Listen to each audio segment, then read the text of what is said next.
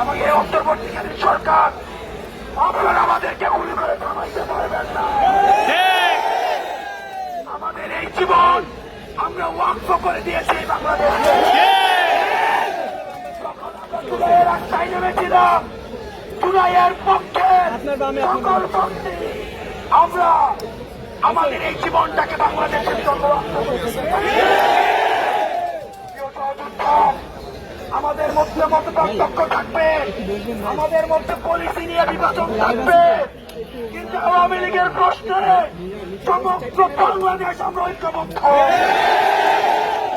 যতক্ষণ না পর্যন্ত আওয়ামী লীগকে নিষিদ্ধ করা হচ্ছে, ততক্ষণ পর্যন্ত আমরা সবাই ঐক্যবদ্ধভাবে এখানে অবস্থান করবো।